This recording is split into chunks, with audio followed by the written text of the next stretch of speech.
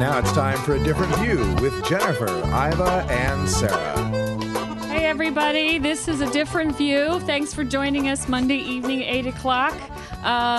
Boy, what a week. What a crazy week. Exciting news in the Belleville-Cunningham house. We've got some great guests coming up tonight. We've got Daisy Bram. That'll be in our first segment. Do you want to tell us a little bit about her, Jennifer? Who's Daisy? Daisy was on our show a couple weeks back. She's the one, what's the website again? FreeMyBabies.org. FreeMyBabies.org, where her children, she's from California, her children were taken from her in a drug sting, and she got them back, and so there's been some updates in the story. So, okay. So that'll be good that first segment. Go back and visit that one. And then we've got Stacia? I'm not sure if it's Stacia or... Stacia? I think it's Stacia. Stacia Cosner. I always slaughter people's names, so I apologize. That'll be good to talk to her. That's our Normal Women's guest. Thank you, Normal Women's Alliance, for bringing us great guests every week.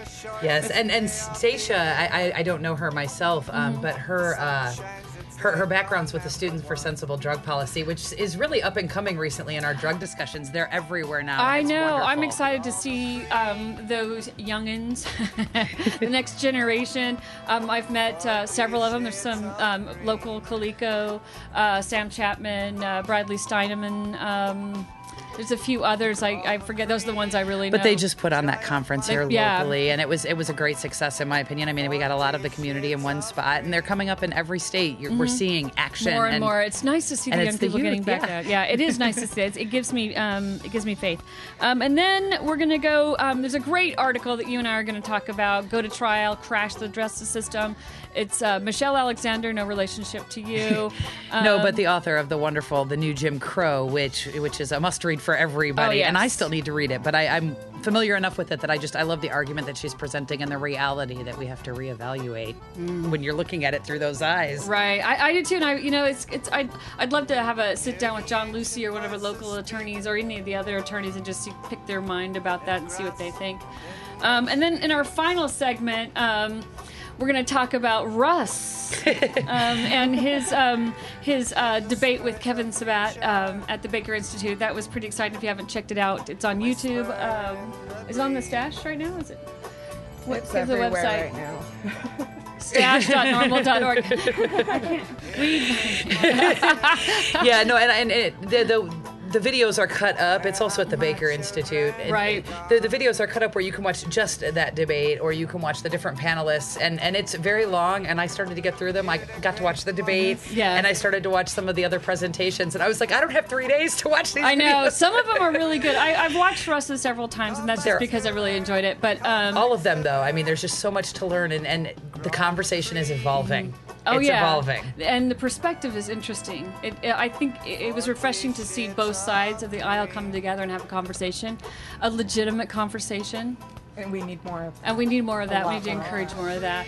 Well, we're going to take a quick break, and then we'll be back, and we'll be talking to Daisy Bram. I'll be coming back. You're listening to A Different View.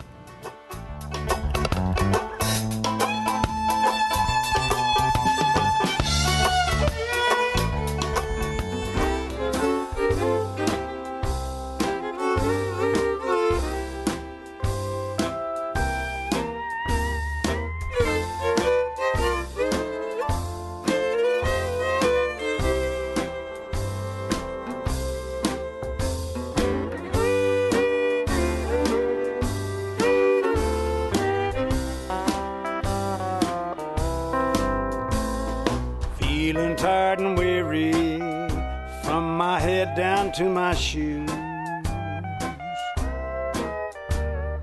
Feeling tired and weary from my head down to my shoes. Got a low down feeling, truck driver's blues. Keep them wheels a rolling. Ain't got no time to lose. Keep them wheels a rolling. I ain't got no time to lose. I got a low down feeling, truck driver's blues. Alternative Medical Choices offers healthcare the way it should be. Easy to access, patient-centered, team-based, and quality-focused. We offer a variety of natural, affordable healthcare treatment options like primary care, group acupuncture, massage, and assistance with OMP registration. As a patient, you will have a team of experts working with you to make you the best you can be. Call Alternative Medical Choices at 503-288-5579 or check us out on the web at altmedchoices.com.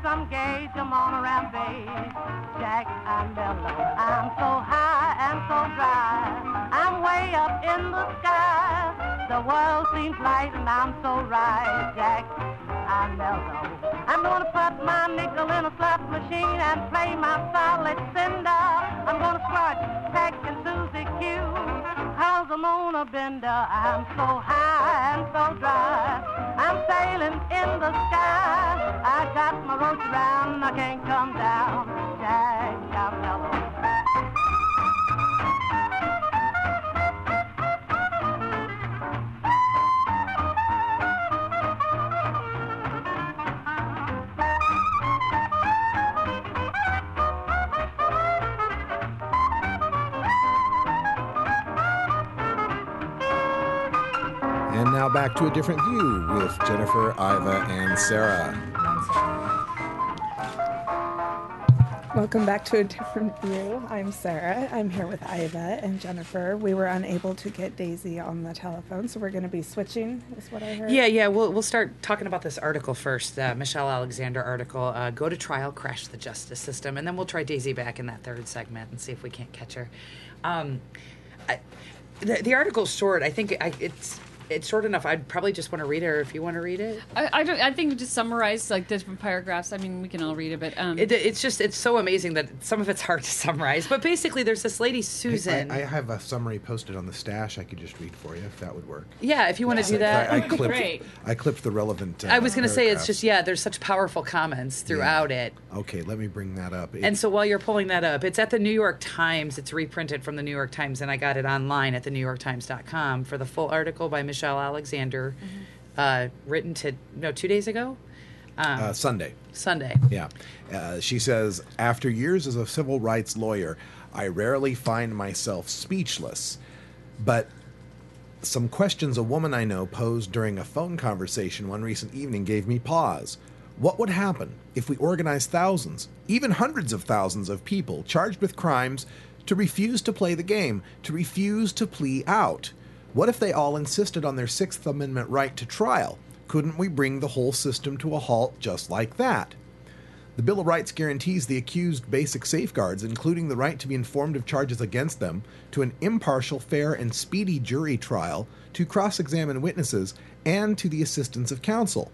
But in this era of mass incarceration, when our nation's prison population has quintupled in a few decades, partly as a result of the war on drugs and the Get Tough movement, these rights are, for the overwhelming majority of people hauled into courtrooms across America, theoretical.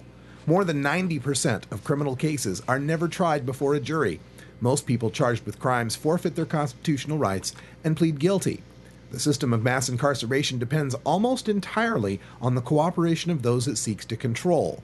If everyone charged with crimes suddenly exercised his or her constitutional rights, there would not be enough judges, lawyers, or prison cells to deal with the ensuing tsunami of litigation.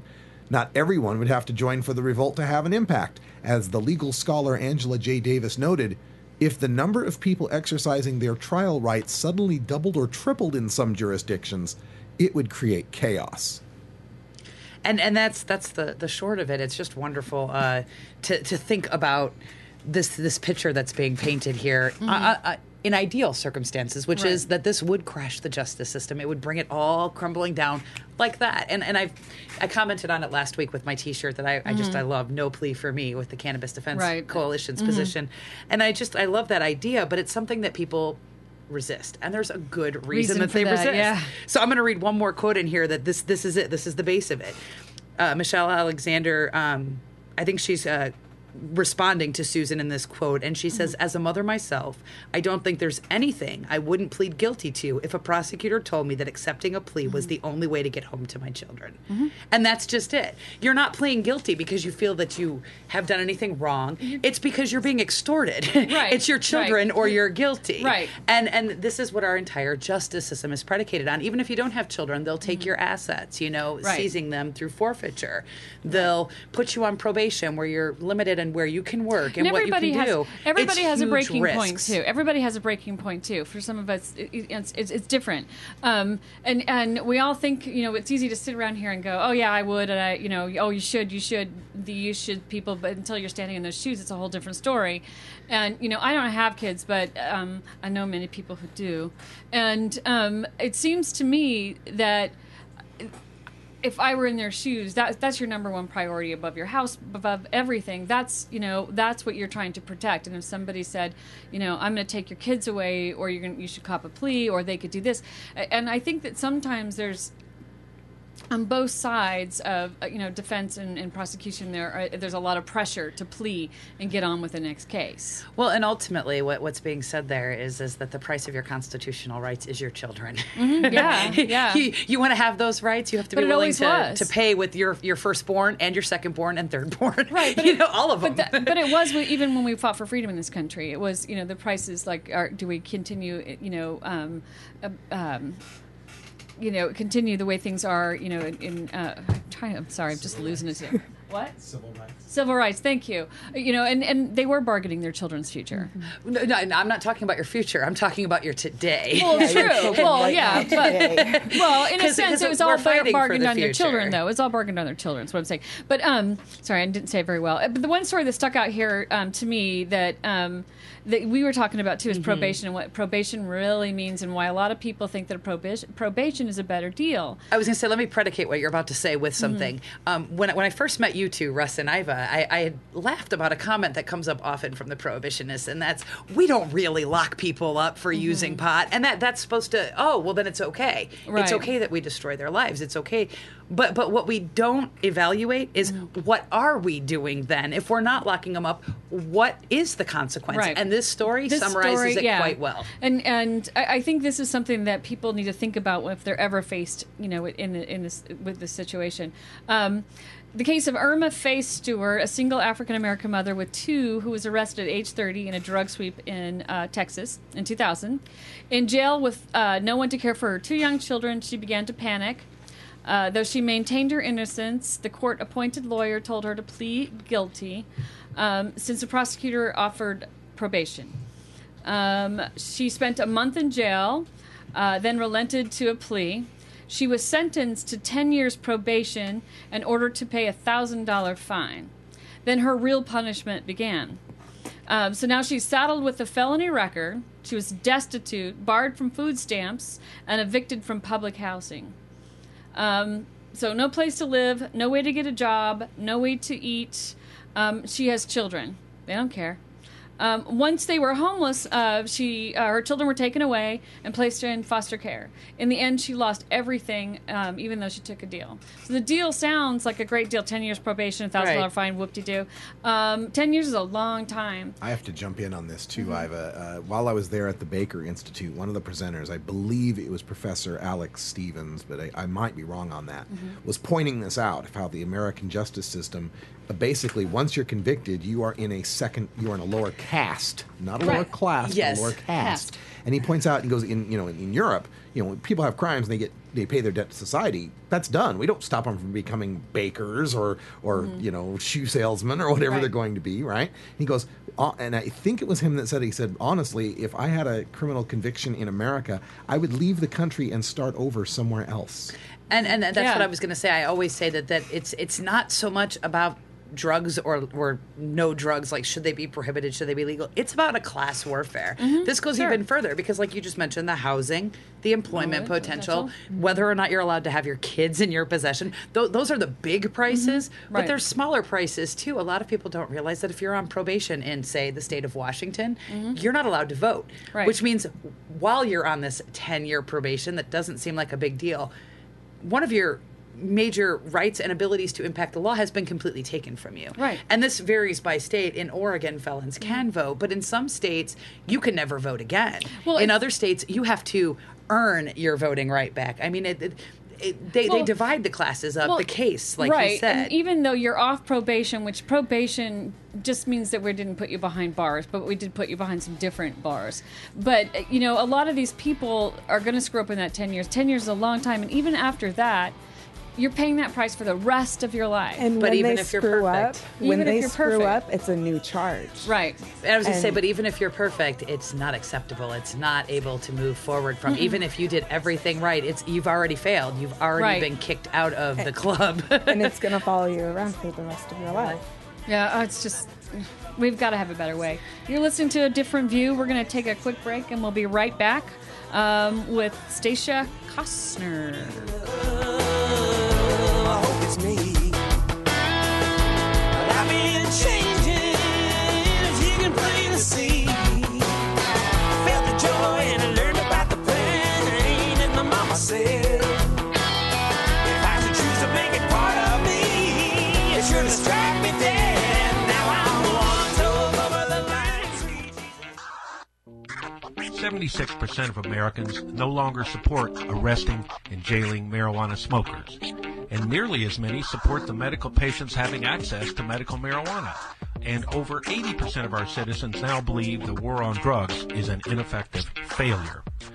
So the question is, when will the government's misguided war on adult marijuana smokers finally end? When? Simple. When you and your like-minded friends, family, and coworkers get involved with an organization such as the National Organization for the Reform of Marijuana Laws, also known as NORML. My name is Keith Stropp, and I founded the organization in 1970. Contact us at NORML, toll-free, 888-67-NORML, or by visiting the organization's up-to-date webpage at www.norml.org.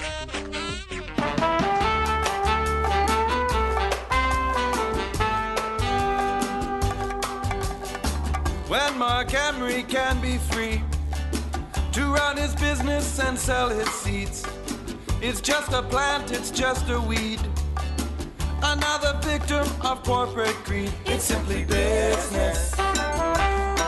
It's simply business. It's simply business, you know why they won't let us grow. It's simply business. We burn the oil and cut the trees, while the captains of industry, they run a big monopoly on everything but the birds and bees. It's simply business. It's simply business. It's simply business, you know why they won't let us grow. It's simply business.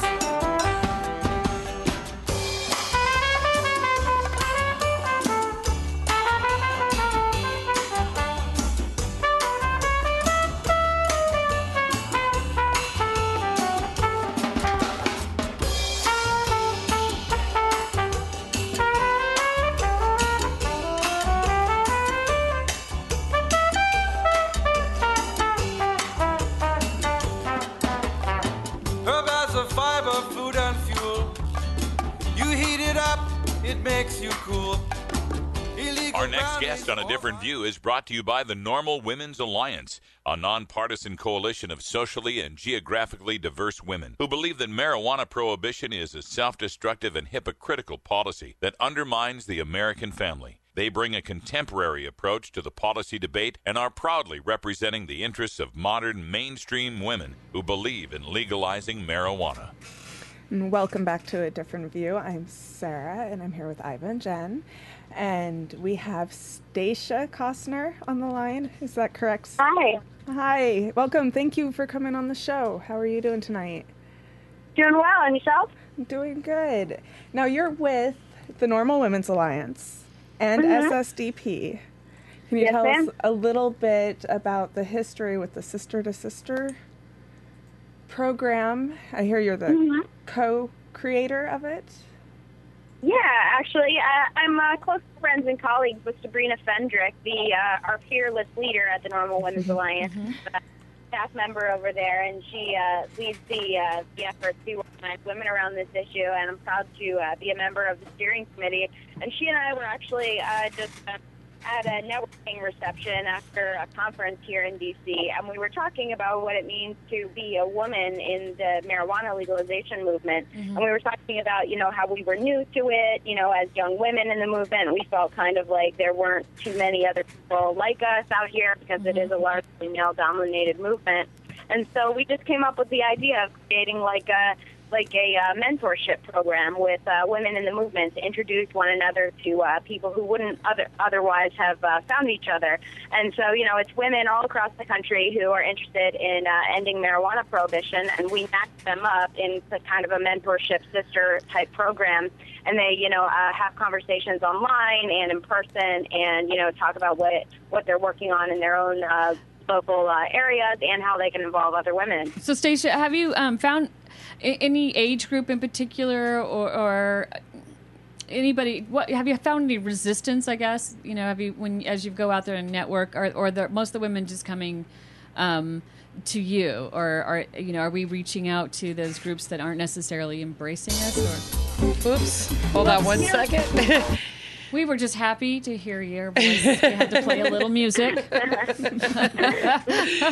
we lost our video to our viewers, and we're trying to fix that. So, pardon that. Anyway, what I was asking is have you met with any resistance, or any kind of I don't know? Actually, the response has been largely overwhelmingly positive. We've had over 400 sisters who signed up for the program and, thousands who have signed up for the NORML Women's Alliance as supporters. And we've honestly not really encountered too much public negativity. There will always be that negativity when people approach folks on the street, like one-on-one about this issue. There's always going to be people who disagree. But, and particularly with the NORML Women's Alliance and our outreach through the Sister Sister program, it's been really, really positive. And, we've gotten nothing but thankful remarks from people that, we are working towards this issue and that we're organizing women about it, saying that it's incredibly important to them, that, we are educating people about this, and it's fortunately up until now been largely positive, but that's not to say that we won't run into something in the future. Sure. So have you, I know that Sarah experiences from time to time people, moms for marijuana, what is that all about? And they jump to a different conclusion. And I guess sometimes I wonder, women coming out there and embracing other women and welcoming them and having this open discussion, especially with my sisters, I always find it frustrating that they'll, after they've drank their second glass of wine and persist or insist on telling me that it's bad that I smoke weed, and so it's that kind of frustration you must have had a little bit of experience with. Is she still on? Stacia, are you still with us? Oh, yeah, I'm sorry. I thought you were speaking with Sarah. I was like, oh, no. I'm sorry. That's our technical difficulties. But, Yeah, I mean, certainly there's been a little bit of difference in perspectives and in where people come from. You know, there are those who are more conservative, and it's not really afraid of coming out on this issue. It's afraid the fear of others in their community thinking less of them as a woman in a community, as a mother, as a member of society, because they do support something that still, unfortunately, in 2012 is considered a controversial issue. So, you know, I mean, there are certainly cases where it's been a challenge for women to speak out, and certainly, you know, in some situations it's a bit more difficult than for men to speak out, you know, because of the implications about having children and, you know, the sort of conventional view that women should be, you know, well behaved and pure and all of that. Do you find it can be different in that way? Do you find even within the movement a little bit of resistance? I mean, I haven't. I have found it to be very embracing. You know, a lot of. Gosh, I cannot speak tonight. A lot of, you know, the male-dominated aspects of the cannabis industry, you know, even what I do, which is own a clinic, the dispensaries, most of them are owned by men. Most of cannabis business is male-dominated. I wonder if even within that community, what if the women feel like they've got support systems, they feel like they've got connections within that community too. Yeah, you know, it is different because, you know, the connections that I feel with women in the movement are incredibly strong, but unfortunately they're few and far between.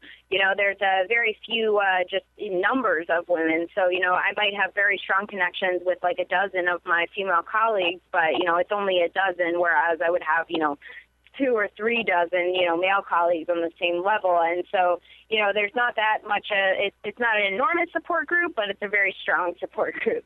I definitely find with, you know, working with women, I'm, you know, instead of men, because mainly we get moms come into our group, and occasionally the dad wants to help, and, you know, the uncle or whatnot.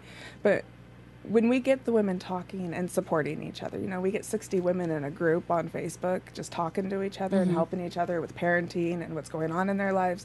It does create kind of just a huge support system and network that, you know, you can go to this person if you need a recipe, but if you need help trying to find resources in your community, you can go to this person who lives in Tennessee. You know, the internet has connected all of us. And what's great is Stacia's program, the Sister to Sister, brought us one of our directors and chapter leaders. Nice. Our Oregon one, in fact. And it's, you know, she met her sister, and I happened to know her sister that was through the NORML Women's Alliance. So it connected us. So thank you for that, Stacia. Oh, that's great. That's so lovely to hear. That's great. That's, you know, it's a smaller world than you think. It is. So Stacia, can you tell us a little bit, let's talk a little bit, I guess, about the upcoming SSDP conference. We just had a conference here locally with our one of our local chapters putting on a state conference here, and it was wonderful. So I'd like to learn a little bit more about what's coming up with you guys there.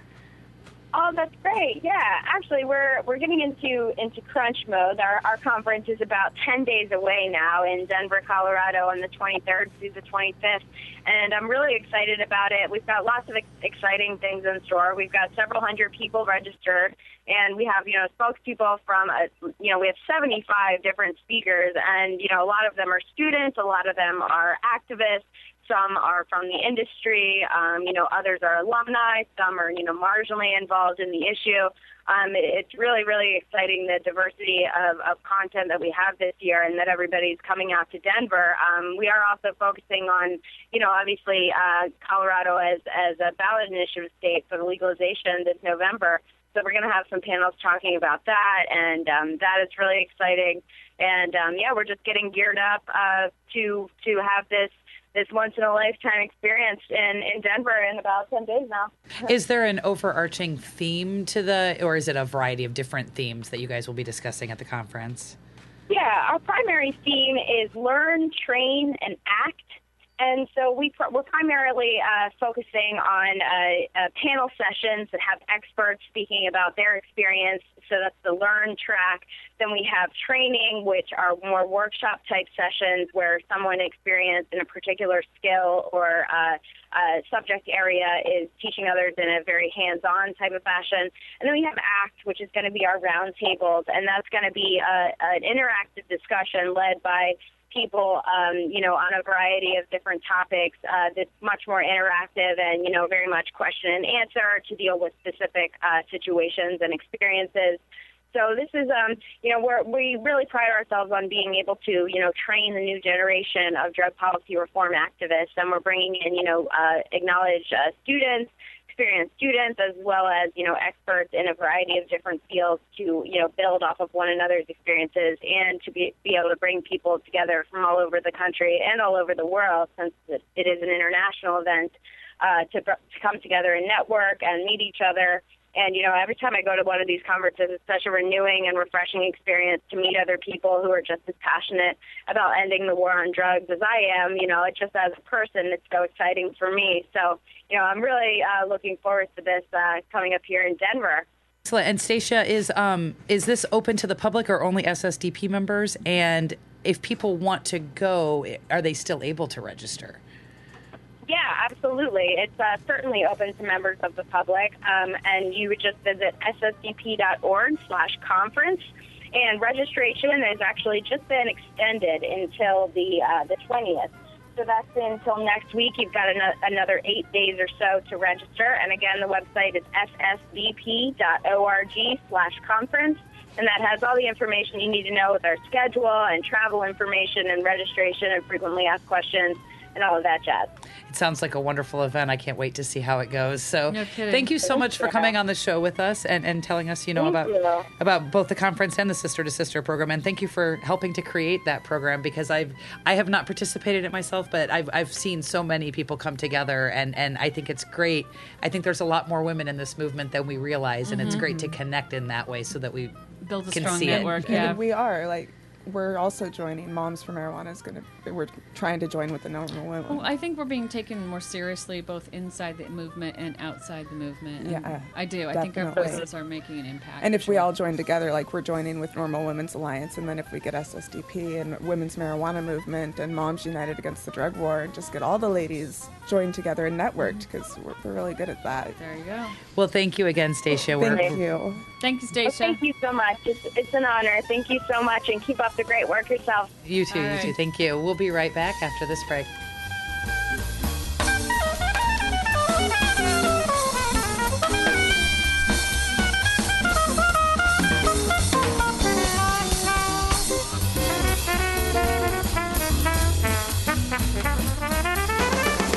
Weedmaps.com. I'm Radical Russ from NORML. In my job as outreach coordinator, I travel every month, and when I'm on the road, I need a fast, accurate way to find the medical marijuana dispensaries in the area. So I turn to Weedmaps.com. Weedmaps.com has the best dispensary locator online or on your mobile device. Search by zip code or let Weedmaps find you, and in seconds you'll have the addresses, phone numbers, and customer service reviews for the medical marijuana dispensaries in the local area. Weedmaps.com also has a section devoted to helping you find a doctor who understands and recommends medical marijuana under your state's law. You can even check prices on the Medical Marijuana Stock Exchange. Coming soon, you'll even be able to find the listings of NORML attorneys and chapters, local head shops and grow shops, and the best weed-friendly businesses. Weedmaps.com has the information you need to be an informed cannabis consumer. Visit Weedmaps.com today, a proud sponsor of the NORML Network. Inhaling deeply of the sacred smoke.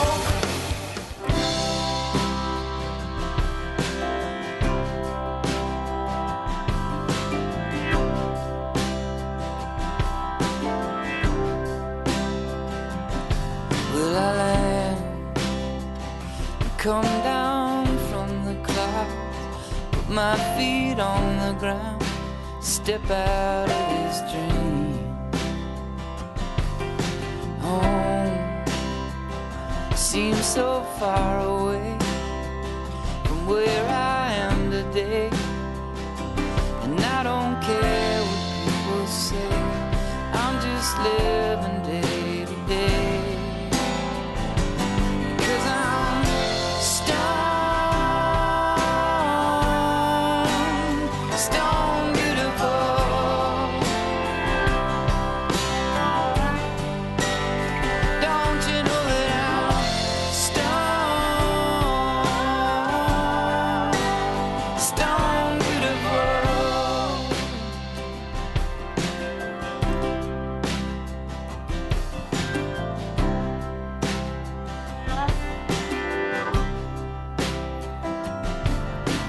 you and your simple ways in our delicate days of youth. Your words. Now we're back with a different view with Jennifer, Iva, and Sarah. Welcome back to A Different View. This is Jennifer, Iva, and Sarah, and we're having a great show so far. We had to switch around our guests a little bit, so this is Daisy Bram we've got on the line now, and we talked with her a few weeks ago, freemybabies.org. She's from California. They had a drug raid that took place, and the state took their babies. They did get them back, and I can hear a little bit of children's sounds in the background. Wonderful. But there's some updates, Daisy. Tell us what's going on now. Well, we've been taking a really public stance. There's been a lot of folks calling and sort of a media blitz, if you will. And initially, I was charged with 2 counts of felony child abuse for consuming cannabis while breastfeeding. And during our preliminary proceedings, my attorney, Michael Levinson, did a phenomenal job of basically beating that down. So those charges, the judge, who is very straightforward and fair, dismissed them. Good. Excuse me. So that was great. We figured, okay, that's a huge deal because, the child abuse charge, any child-related charges are kind of a big deal. So we had a suppression hearing on the 28th of February to attack the validity of the search warrant, at which time there was a mention by the ADA, Jeff Greason. I've taken to calling him Greasy Dumpling, actually, which I think he knows about, honestly. And I don't, quite frankly, I don't care. He's got huge earlobes and he sweats a lot and he's just kind of a greasy dumpling. So, I understand your frustration, but keep telling us. We need to hear the story. It's kind of petty, but nonetheless. So this morning I'm checking the Butte County, the municipal court website, just to kind of keep an update on things, and I see that I have a new case number, and he has refiled the felony child abuse and a count of misdemeanor child endangerment. And the reason that is the case is because initially they had a hair and urine sample they'd collected from my older son, Thor, but not one from my newborn because he didn't have any hair at the time that they had taken him. And that had come back positive for THC and THC metabolites. Well, yeah, I am a cannabis-using patient, and I have done the research to dispute or prove the claim that there is no harm to children that comes from consumption of cannabis and breastfeeding. And the conclusion I came to is that it was safe. So, I was going to say, let's just throw a little reality check out there really science, quick. You know what I mean? Like, this isn't just a pothead's bias. That is the science. Well, and I was going to say, let's just throw a little reality check out there really quick.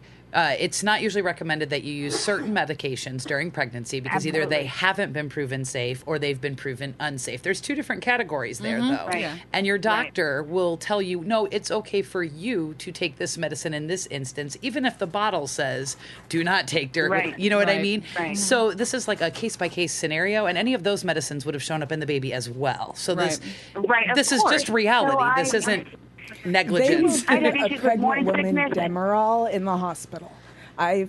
Every other day for the beginning of my pregnancy, Demerol after Demerol after. This is the doctor giving me Demerol. Of course, I think it's safe.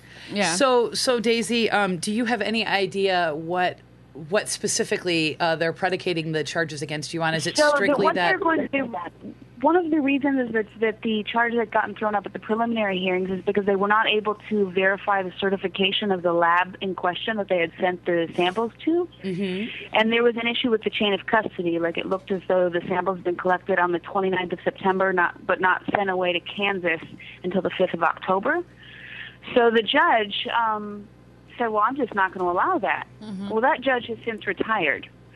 And the judge that I will be arraigned and probably have a prelim in front of, Claire Keithley, is a woman who used to work in the district attorney's office, and one of her great brainchilds is the Drug Endangered Child's Investigation Unit.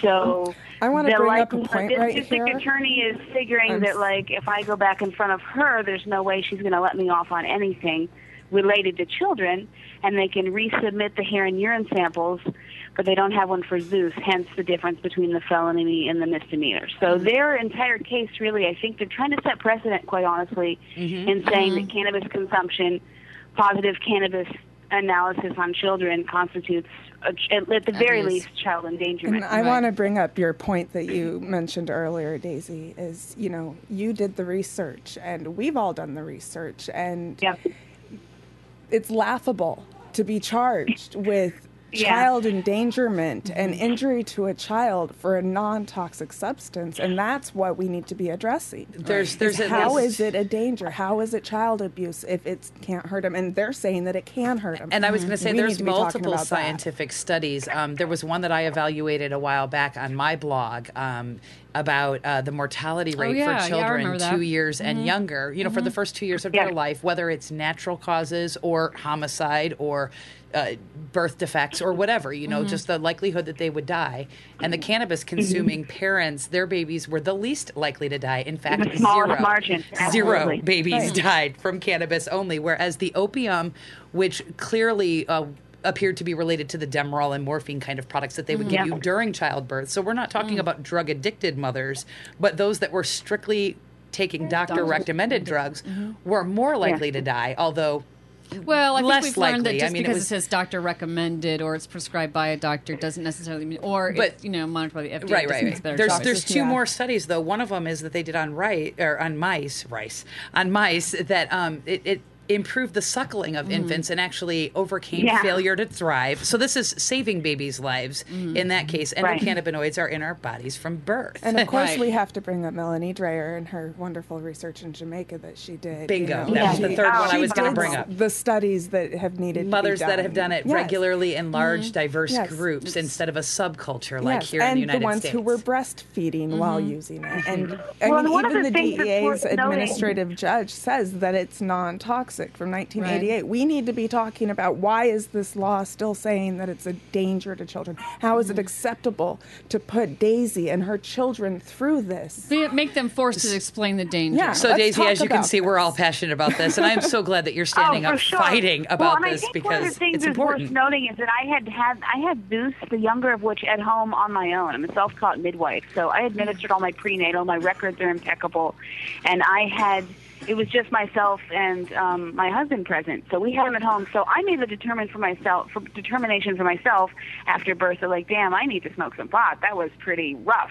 And when I had my first baby in the hospital, they were like, what do you want? And I was like, I don't want anything. They're like, we got it. Here's, I felt like I was dealing with a pusher on the street. So I could have had the baby in the hospital and, like you said, Demerol or whatever the cocktail of no, literally, they hook you up where you can push a button for your Demerol as often as you want your baby to breastfeed. What upset me the most is when I went into the hospital pregnant, they didn't ask me if I wanted Demerol. They just gave it to me because I was screaming in pain. They did that to me too. They gave it to me and I'm like, what was that? And they're like, oh, it's just Demerol. Yeah, because now I'm all you don't think I might have wanted to say in that? I'm kind of pregnant here. And there's pictures of me. I am the most doped up. I don't get drunk. I don't get blazing high, and I look flaked out. I'm like, and it was because of what they gave me. I mean, they perfectly legal drugs. I know that with the breastfeeding of the children, they'll give you OxyContin, and while you're breastfeeding, and it's no big deal. They don't seem to. So it's time to talk about that, and it's unfortunate that Daisy has to go through things like this to be able to have us talking about this. But that's why. Well, and the issue is, I'm prescribed Marinol right now. Dang. So they're okay with the synthetic THC. Of course. Which, by the way, they can't tell the difference between. That's one of the reasons that we were able to fight off CPS is that I had gotten Marinol, and they said, "Oh, we can't recognize that." And I said, "Like hell, you can't. You have to." Right. We can argue about the cannabis, but you have to recognize. But this is Marinol. FDA approved, right? But they don't have to recognize state law cannabis. Medical cannabis. Yeah, exactly. So you take me into criminal court on the same grounds. Well, now, what are you guys okay with the Marinol too? That is so transparent and ridiculous. It blows my mind. So it's it's all part of just a wearing down. But I've sort of taken on a new mission for me, and I'm not. If anything, I'm ever more committed to well, good for you, because I think asserting their rights. But you know what I mean? Because this is the reality: is that women smoke pot and women have babies, and like a lot of women don't want to admit it because there's a stigma attached to it. But I have no shame. I think cannabis is great, and babies are great, and breastfeeding is great, and they should all do it together. We gave it to our babies prior to Prohibition. Daisy, I don't know if you caught the beginning of the show, but we were talking about an article by Michelle Alexander, Go to Trial, Crash the Justice System. And there's some stories in there that I think you can relate to. And I think one of the strongest arguments against basically refusing to plea out, defending yourself, fighting, standing up for your rights, this whole how you're being so public and willing to stand strong. A lot of people don't have the guts to do that or the willingness to do that, and that's part of why our system is beating us so badly. And so I just want to thank you again for being willing to fight it. I mean, I know how hard it's got to be. Well, it's not even for me; it's for my kids. I want to be able, be proud of what I've done with myself and how I stood up for their rights. And I can't criticize anybody for what path they choose to take. But quite honestly, I don't know what sort of mother I would be if I just laid down and took it. This is ridiculous. Well, and one of I wouldn't want this to happen to my grandchildren. This is ridiculous. One of the quotes that Iva read from this article by Michelle Alexander pointed out that even in taking the plea deal, they can take your kids. so you still end up losing your kids, yeah. Right. So, I mean, thank you so much for standing up. We need more people fighting. Absolutely. Thank you, guys. You have a fantastic show. I really appreciate the opportunity to speak with you. It really it means a lot to me and my family. Thank you. And do keep us posted. I mean, like I said, this conversation is important, and so few people are out there fighting it that we need to... The website is great. The Facebook is great. I'm really trying to make sure to keep all that updated. So and it's freemybabies.org. It's freemybabies, all one word, lowercase.org. Excellent. So you can Google it if nothing else, and you'll find us somewhere. So really, just make contact. If anybody needs any assistance as dealing with CPS, especially in a cannabis-related issue, I am a geyser of information, and I know how to get kids back. So please contact me with that regard as well. Excellent. Thank you so much. All right. Thank you. Thanks. We'll be right back after this break. You're listening to A Different View, Mondays, 8 p.m. Pacific Time.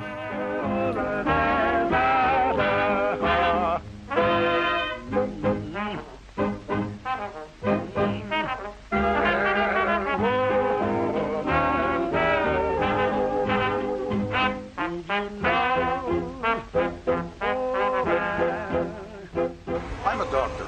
I'm a lawyer. I'm a journalist. I'm a student. I'm a teacher. I'm a representative. I have cancer. The outdated laws of prohibition are more dangerous than the plant itself. I lost my scholarship. I was fired. 20 million arrests since 1965. This is getting ridiculous. Our prisons are overcrowded with non-violent offenders. We have the opportunity to change. This is costing our country billions of dollars. Making my family and I fight in a courtroom is difficult enough when I'm already fighting through chemotherapy. There's no reason to be scared by tradition anymore. We can stop this. We can stop this. We are the American people. We can stop this. And you have our support. We are old, young, straight, gay. We're every race and nationality. And we're not going to give up. You can tax it. You can regulate it. Apply age restrictions. You can create millions of new jobs. We can save our economy. President Obama? It's time for legalization. Legalization. Yes. We can.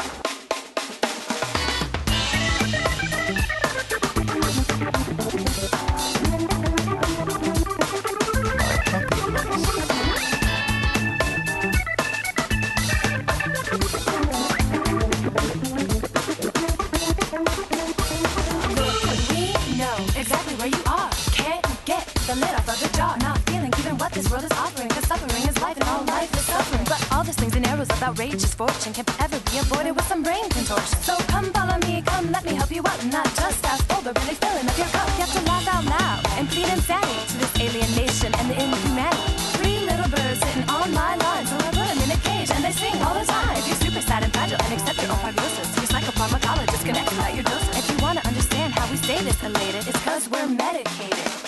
Super sad and fragile, and accept your own prognosis. Your psychopharmacologist can expedite your doses. Super sad and fragile, and accept your own prognosis. Your psychopharmacologist can expedite your doses. And now we're back with Jennifer, Iva, and the Sarah. all-in-one solution to all of life's problems. You didn't have me on. No, that came out sounding like a quack. I know it did. Quack. Welcome back. He's playing with the knobs again. Well, our last segment is going to be all about Russ. Well, not all about Russ, but he's included in it. Well, I have to say, first off, I am really proud of you. Thank you. I watched that debate. Probably about 3 or 4 really times quick for our listeners' sake, for anybody that did not pay attention or follow the debate, it was at Baker Institute, and it was Russ Belville debating Kevin Sabat, who is a former foreign. ONDC, drug advisor to the drug czar. Thank you. That's what I was trying to say. Former, though, right? Like he's just recently left. Just 2000 up through 2011. 11, yeah. So just recently left our policymakers at the highest level. Right. So I mean, who wouldn't dream of the day that they get to talk to that guy and get his perspective ear a little bit? Yeah. Well, Jennifer, you wanted me to bring up a clip of this. This is from this. It's Kevin Sabat and his argument about either or. Yes. So this is the guy, Kevin Sabat. Let's watch the clip here. Let me get your. I can get the titles up here for everything, so that it's a different view. And I just want to say right before we start this clip that I just love this perspective, and we'll talk a little bit more about why I love it. But pay attention. This is the guy fighting for the status quo, fighting for prohibition. Mm-hmm. Hear what he has to say. Okay, hold on.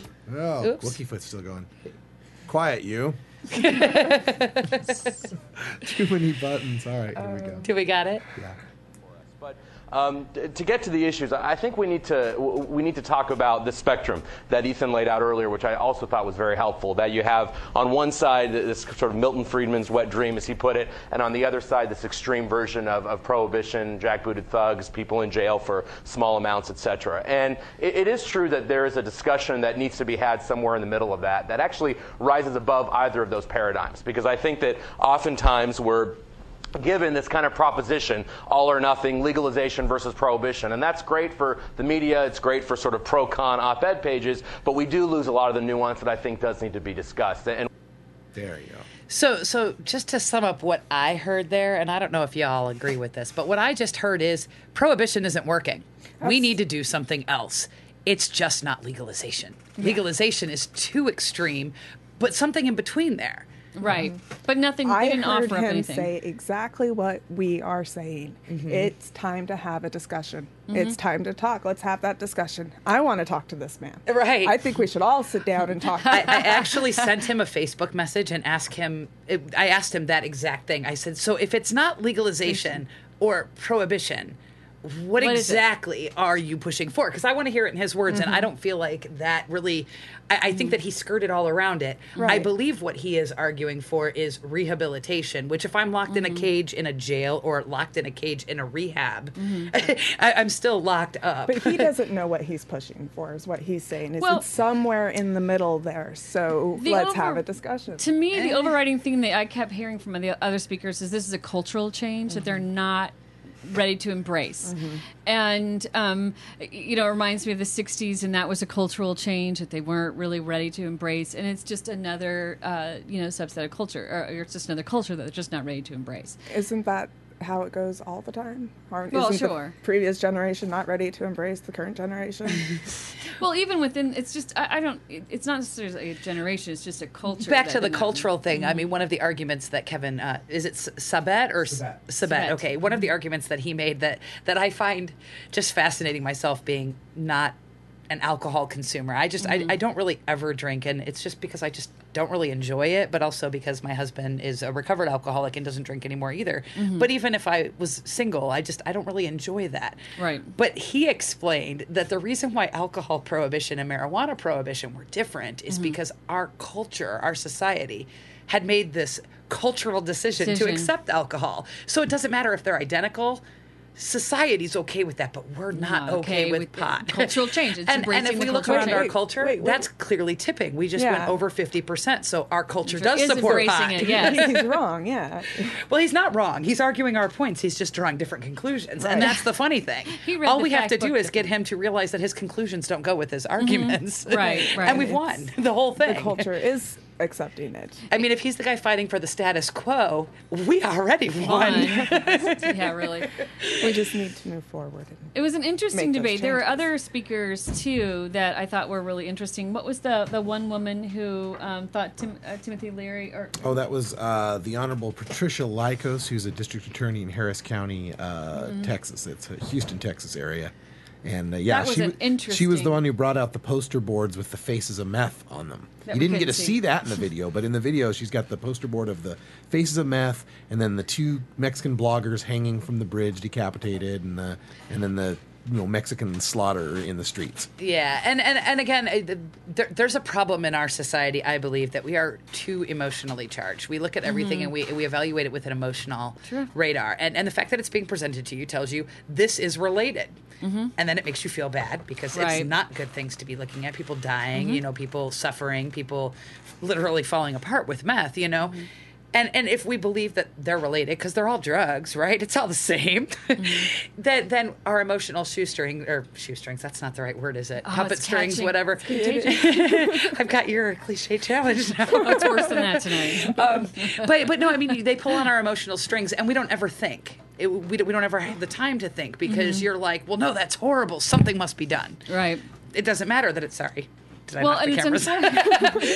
I got that look from our engineer. It's all his equipment. I'm sorry. But no, I mean, if we're only going to make irrational, emotionally based decisions, then that's what we need to see, and we're going to jump into it.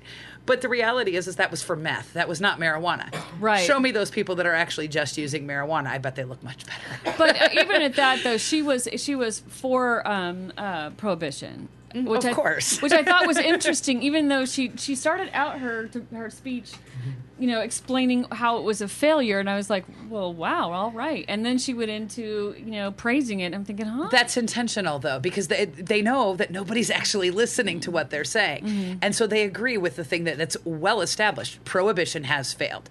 Nobody, not the most stringent prohibitionist, will argue against that because it's so evident. It's overwhelming. My criminal justice textbook. So long as they agree with that point, it sounds like you have no point. Right. Well, it is. You have no point. Okay. No. I mean, it sounds like that we have no point to the person who's only half paying attention because they've agreed with this argument and said, but we must do this, this, and this, and this, and clearly it's not prohibition because prohibition failed. Right. So they're trying to differentiate. It's a different type of prohibition.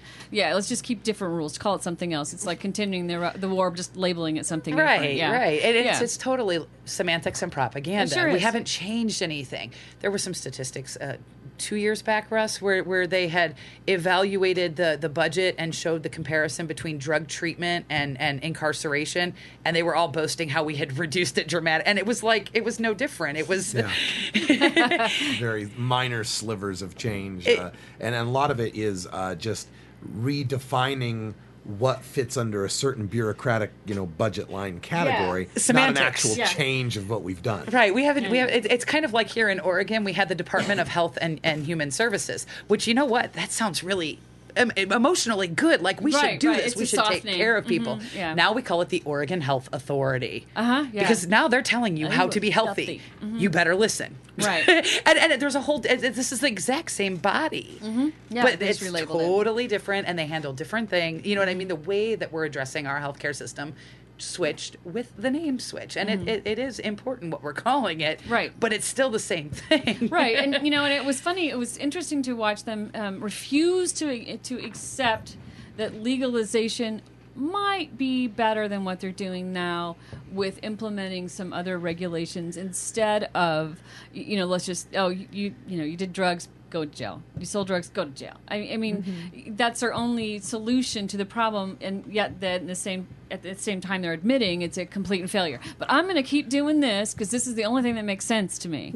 They don't know what else to do. But it is refreshing to know that we did come to the table with some of these people who are absolutely ardent, prohibitionists, and they were willing to have that conversation with her, which I hope to see more of. It's a huge not thing. only within our, within opposing communities, but also within our own community, is to have the sit-down discussions like the SSDP. But the real key to these conversations have to be that we have to go in willing to listen to each other, even the ridiculous opinions, because the more we hear these things said, the more it impacts our perspective. For example, one concern I kept hearing from the antis was, if it were legal with commercial free speech, companies would advertise like crazy to kids. They were just trying to get our movement divided again with that one, because none of those people care what the corporations are doing. I'm going to care about that statement when they take alcohol advertisements out of Diary of a Wimpy Kid. They have TikTok in that song, and they have children singing it, and I'm not okay with that. So I don't care what you think about marijuana. It's not toxic, and my kid's not going to get drunk and drive and go, I'm going to read that so book. we gotta wrap up because we're gonna run out of time here in a minute. I just wanted to thank everybody for listening to our show, A Different View. Mondays 8 p.m. Replays Tuesday 2 a.m. and available for download. And Tuesday 8 a.m. Oh, and Tuesday 8 a.m. And Wonderful. a special thanks to Daisy Bram, Keep Up the Courageous Fight, and Stacia Cosner from the Normal Women's Alliance. And Russ Belville. And Russ Belville. Wonderful work in Texas. Welcome. And we will see you guys next week. Thank you. Thanks for joining us. Too many times she turned it down. She said you live your life until it's gone. The things you never try just slip away till they're gone too. I waited too damn long, so bring it on. Grandma's gonna. You're listening to the Normal Network. Weedmaps.com.